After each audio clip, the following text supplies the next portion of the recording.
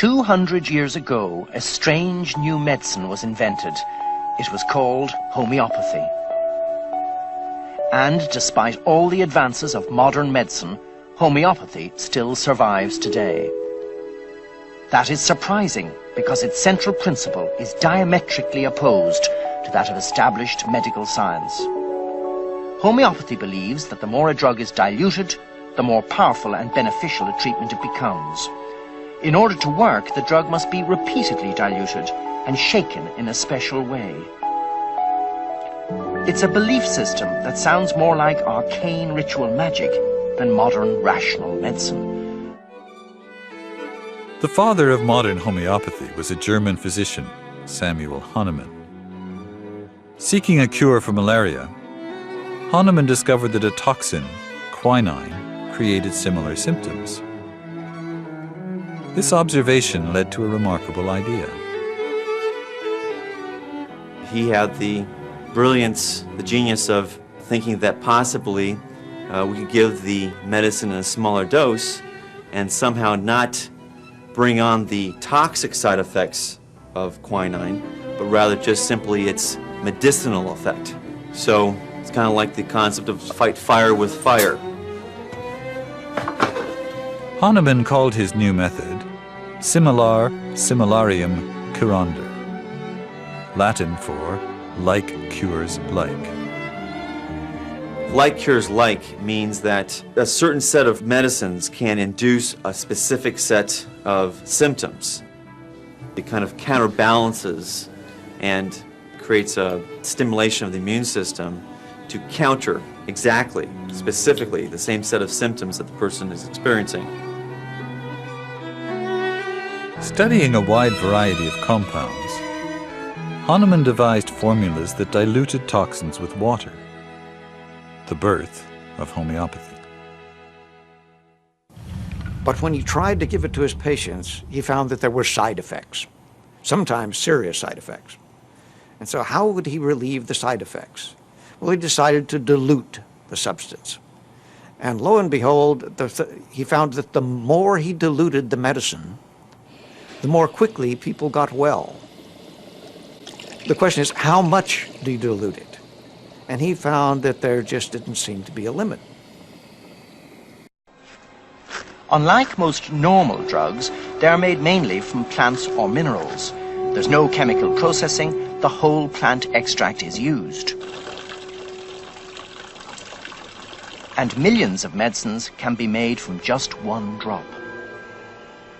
Homeopaths claim that gradually diluting the extract in stages will make it more potent, providing every time it's diluted, it's succussed. Each stage of dilution involves adding 1 drop to 100 drops of a water-alcohol mixture. It was an 18th century German physician, Samuel Hahnemann, who first laid down the principles of homeopathy.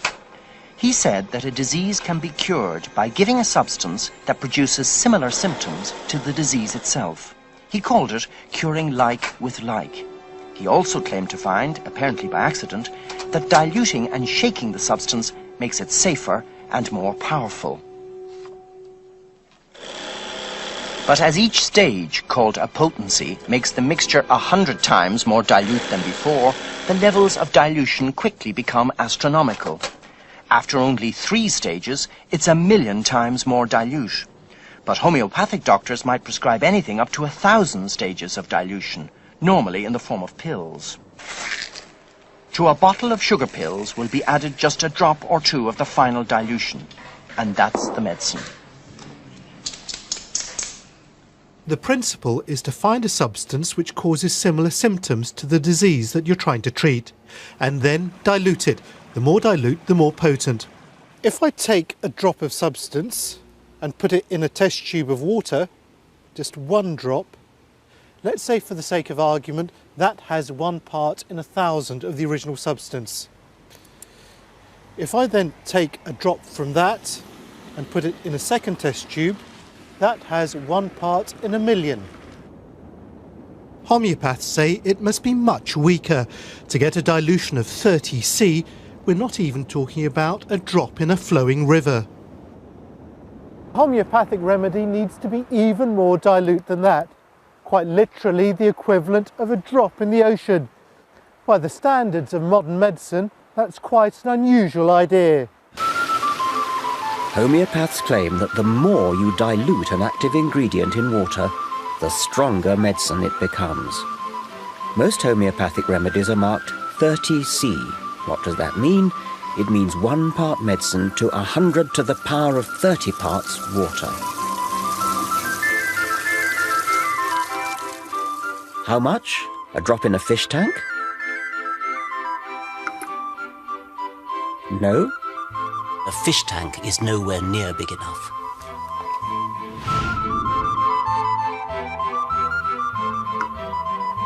The swimming pool doesn't provide enough dilution. Not even a lake. What about a drop in the ocean?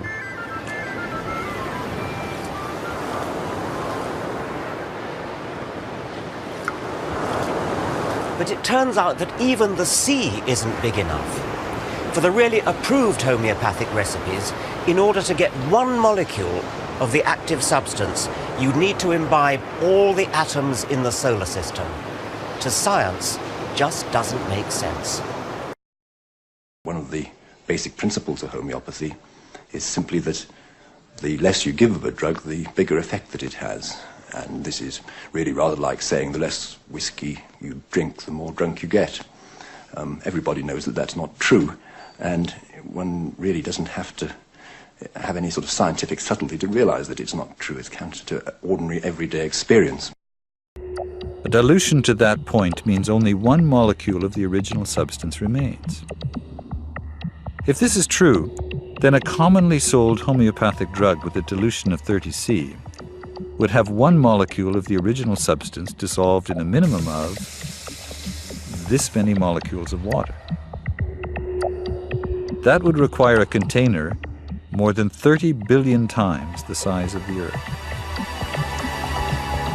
So we've exceeded the dilution limit. The dilution limit comes when you've only got 1 molecule left of the substance, and I dilute it again. 1 molecule. You can give me 1 molecule of anything you want, and it won't harm me.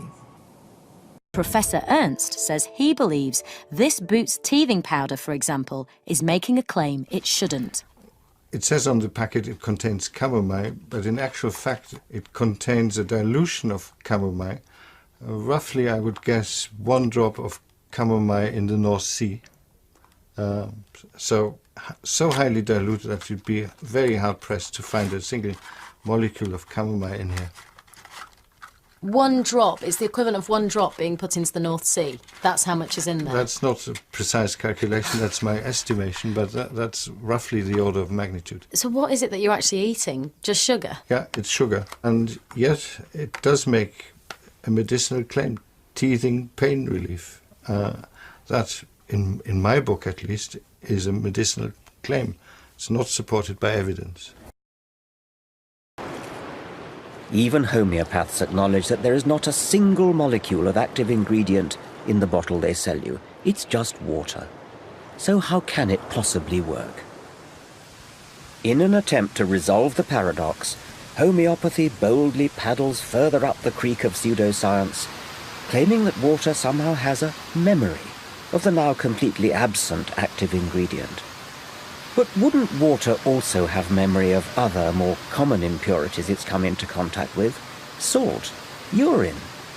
Scientists have calculated that in each glass of water we drink, at least 1 molecule has passed through the bladder of Oliver Cromwell.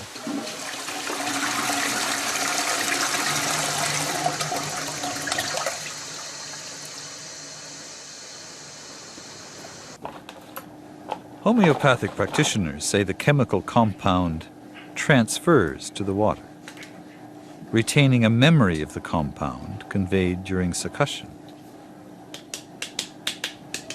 Every single time they hit that, that's kinetic energy. Something is happening. And that kinetic energy moves through that solution very powerfully. And so what's happening is that this water alcohol solution is recording the information that's being transferred to it. It's like I'm throwing a pebble into a lake, and the rip that comes out from that pebble, that vibrational movement moving outward. Same thing happens with homeopathic remedies.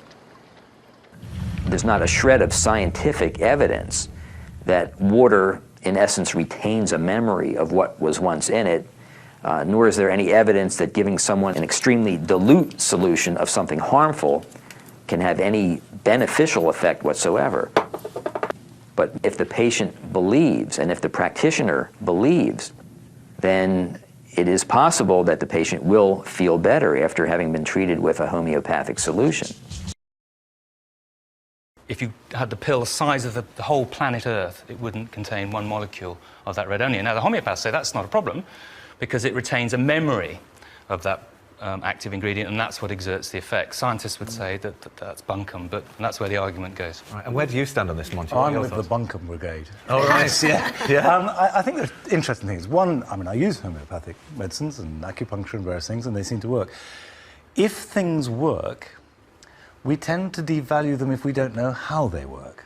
I.e. there's no evidence, but the evidence is they work. The other interesting horticultural comparison is, which will be shown this Friday on Gardener's World, is that the RHS are doing research on compost tea, which is highly dilute and has added ingredients that no one quite knows what they are, which has been shown to be under very good tests, to be incredibly efficient and efficacious, but no one knows how. It shouldn't, but it does. So now they need to do research on it. Well, the problem that we've got is that the evidence shows that it doesn't work, it's not convincing. The faculty of homeopathy would say, yes, there is some evidence, but that same evidence has been looked at by government advisors and scientists and doctors around the world who are saying, well, actually, it just doesn't work. And therefore, how it might be working is fairly academic. Well, if there is evidence, the government say it doesn't work, your medics say it doesn't work, why are you still allowed to kind of prescribe it? Well, it's a good question. And actually, I think there are lots of different reasons for that, but I think one of the key factors is that a lot of doctors who are actually seeing people on a face-to-face basis aren't that worried about it. They want their patients to get better. This is cheap, it's harmless. They know there isn't much science behind it, but, you know, if people find it helpful, even though that is the placebo effect, then so be it. And it's also a last resort for treating difficult conditions, things like chronic fatigue syndrome and ME, and a lot of people do claim that they get benefit from that. We would dispute that, but that's, you know, it's the individual that matters. It's whatever works for you, I guess, isn't it? Thanks, Mark. Yeah, thanks very Mark. much. Many physicians and scientists are unable to embrace homeopathy as a healing system because of their indoctrination in traditional scientific principles. Homeopathy is not as quantifiable. This is more virtual medicine. In an effort to please the patients, more and more practitioners of more and more medical doctors are administering therapies, recommending therapies that are designed to make the patients happy as opposed to giving them what they really need. Now, every field of medicine that I rely on changes all the time, and that's the good news. Medicine changes, and it's getting better all the time. Homeopathy doesn't change. I absolutely believe that homeopathy has an effect, a felicitous effect on my well-being. I'm just convinced by the general theory of making the body strong so that it can do the miraculous work of healing and protection that it's already designed to do, and infusing at the cellular level the body with what it needs. Medication itself is totally harmless. It's not medication at all. It's the non-medicine medicine. Homeopathy. I've heard of it. This is not real prominent down south, that type of thing. Homeopathy has its benefits. I would go with more traditional methods. We go to the doctor and get our pill. It can do a lot more than Western medicine can. I don't really think I've had much experience with homeopathy. In particular, if you think of snowflakes, one substance and one biochemical concentration absolutely identical, and yet showing an infinite capacity for variation in form. Every snowflake is unique. Every one of the countless millions of snowflakes and the pattern and the field which maintains that pattern is unique. And so we have an infinite capacity for informational structure within a biochemically identical substance. And so really we're asking, is biological information encoded within these solutions, within these water solutions? But the theory is far too revolutionary to be contemplated by orthodox science.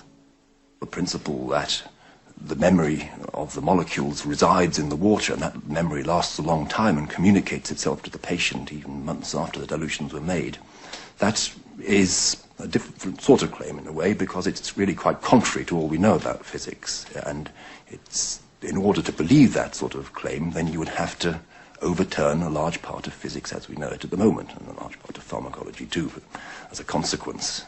Now, one can certainly say that physics has been overturned before.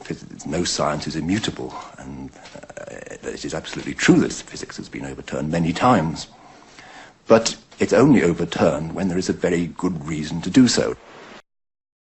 Now, if a double-blind controlled trial really does show that it works, then that suggests we're dealing with an entirely new force of physics, something unknown to science. Well, I think there's a slight exaggeration. I mean, there are various hypotheses. Remarkably, nobody knows what the structure of liquid water is. So there is room, for a phenomenon analogous to, I'm not saying the same, but analogous to the storage of information by a magnetic medium, by a floppy disk or a videotape. Yes. If I were a doctor doing what you do and was convinced that it really worked, I would drop everything and really, really try to demonstrate it and win the Nobel Prize for Physics. And it would be an astonishing, totally astonishing finding. That's, to be honest, one of the main reasons I got into it. Plain ambition got me into it in the first place. But I agree, it would be nice to see, a really serious program of research done on it. Well, you're saying it has been done, and... Well, no, I'm saying that quite a lot of research has been done. I don't claim it's conclusive. Well, why not? I mean, it sounds as though... Well, because it's very diffuse. And of course, it does depend what question you're asking. Are you saying, does it benefit people? Do people feel better? And I think actually there's no doubt about that people who go to homeopathic hospitals who have homeopathic treatment do feel better. But of course, you will say that's all because you're nice to them. This is all rather contradictory, so let's be clear about the latest evidence. In 2005, the medical journal The Lancet surveyed all the meta-analyses, the analyses of the analyses, and failed to find any reliable effect of homeopathy. Tellingly, for me, in the bigger trials, less prone to chance anomalies, homeopathy was more likely to show zero demonstrable effect. Now, if a product says it does something that it doesn't, it usually won't last long in the shops. But as Anita Rani finds out, there are some items on the shelves with claims on the label that have no scientific evidence that backs it up. Homeopathy enjoys royal support, and remedies are available on the NHS. The medicines regulator, the MHRA, insists that drugs must be proven to be effective, except in the case of homeopathic remedies. I think it's scandalous because, drugs should have to prove efficacy, and homeopathic treatments cannot prove that. And I just do not understand why the government or the MHRA, goes along and licenses these products. Over Christmas, the government said if you want to use homeopathic medicines on animals, you have to prove they work, or you can't call them medicines. But that's still not the case if you want to treat people. He was asthmatic, and he was not very well. And I took him to the doctor, and the drugs that he was getting were making him rather dopey. So I thought there's got to be another way, and I tried homeopathy. And it's worked. It's been brilliant for him. I wouldn't practice homeopathy if I wasn't convinced, if I hadn't been convinced by my own personal experiences over many years that these things do have effects. I know what, I'm conventionally trained in medicine. I know what you can achieve with conventional drugs.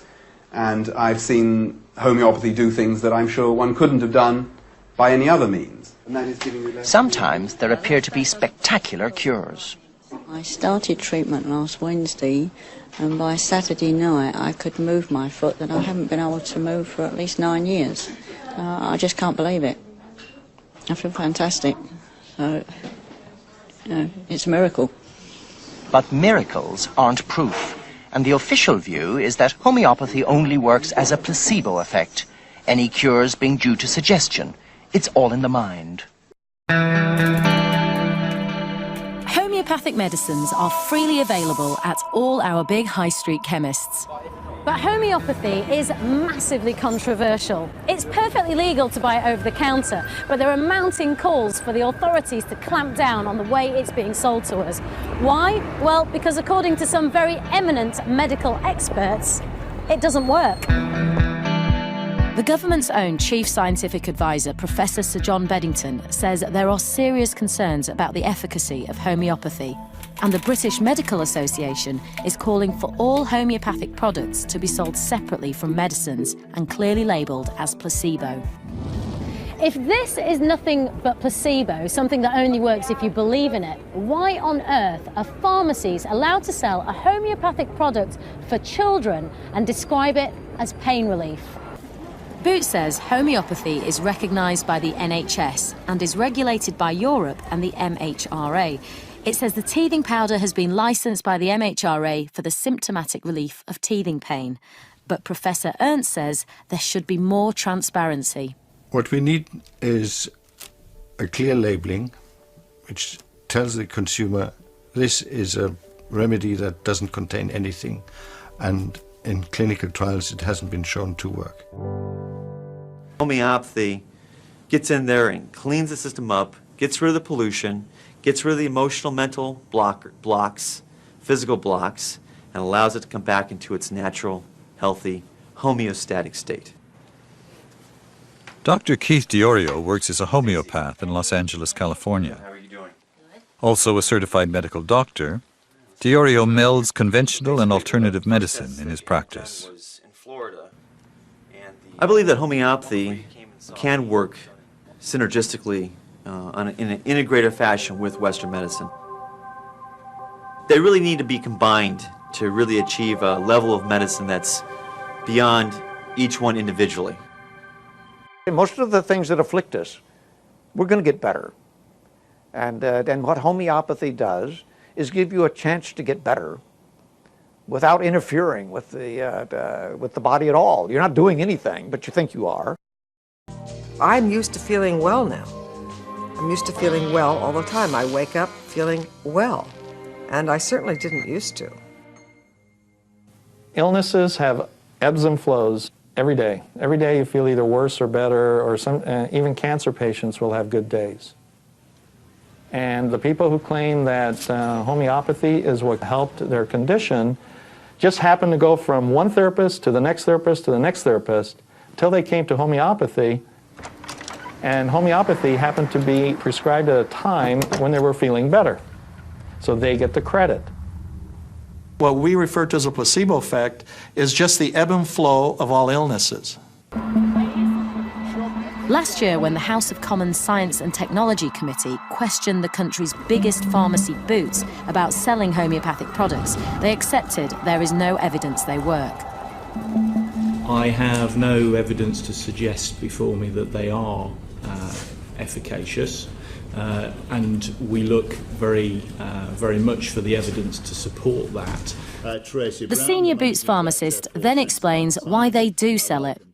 It's about consumer choice for us, and a large number of our consumers actually do believe they're efficacious, and they are licensed medicinal products, and therefore we believe it's right to make them available. Professor Edzard Ernst is Britain's first professor of complementary medicine. He gave evidence to the Parliamentary Committee and doesn't think Boots should be selling these products.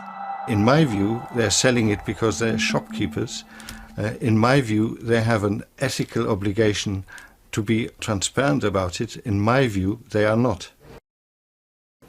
Prince Charles's favourite alternative pharmacy is tonight being attacked by the Royal Pharmaceutical Society for suggesting that homeopathic remedies can be used to prevent serious diseases such as typhoid, polio and malaria. The Society told Newsnight they're shocked that anyone would suggest using those products instead of vaccinations and drugs which have been proven to work. But the government seems confused about what to do. They've just banned alternative practitioners for claiming that homeopathic products are medicines unless they can prove they work. But the ban only applies when they're used to treat animals, not people. Anyone can call themselves a homeopath, but if you're a pharmacist like this one, you can't put people's lives at risk by telling them to take homeopathic remedies instead of real drugs when they're seriously ill. So what are the pharmacists saying now? Well, we took this leaflet from this pharmacist to Ainsworth's. It says we offer homeopathic alternatives to conventional travel immunisations, and it says examples of diseases include typhoid, polio and of course malaria. It says that since these remedies have not been tested in clinical trials, they're unable to make claims about effectiveness, but it does say reassuringly, we rely on anecdotal evidence of those who've chosen to use them successfully throughout the world. We took the leaflet to the Royal Pharmaceutical Society. We're very, very shocked that this leaflet is actually available. We would be very concerned if a patient took a homeopathic preparation, perhaps travelling to an area where there may be yellow fever, typhoid, malaria, they believing they were safe when in fact they wouldn't be safe. And here's the advice of the government's own chief scientist. There is no scientific evidence to indicate that homeopathic remedies are efficacious, and the fundamental underpinning of homeopathy seems to me to be scientific nonsense. 4 years ago, Newsnight secretly filmed pharmacists offering homeopathic treatments for malaria. As a result, a number were charged by the regulator. But it's taken so long for the cases to come to a hearing, the cases may now be dropped. It was a lifelong dream for Mark Weil to make this documentary in the desert, but it soon turned into a nightmare. One more day and I would have been dead. He knew he'd be going through an area where malaria was endemic. He ignored his doctor's advice to protect himself with anti-malarials. Instead, he took homeopathic remedies. He was soon struck down by severe malaria. It was like a survival drive. I knew I had to get home and I had to get back to the UK, otherwise I was going to die in Africa. As soon as he got back, Mark's doctor sent him straight to the London School of Tropical Medicine. They saved his life, which he had endangered by ignoring his doctor's advice. We spoke to your doctor and he told you to take conventional anti-malarials. Why didn't you listen to him? I suppose I must have been a bit of an idiot. The doctor doesn't blame Mark. He thinks the fact that the government allows the NHS to fund homeopathic remedies for minor ailments gives homeopaths credibility. It's a waste of good NHS money because I think the evidence that homeopathic treatments work is zero. We wanted to find out if homeopaths are still recommending their remedies for diseases such as malaria. We sent a researcher to secretly film at a practice in North London. She said she was about to travel through southern Africa. The orthodox treatments don't guarantee you either more than homeopathic ones, no? Would you say that? Yes, I would say that. I would say that definitely.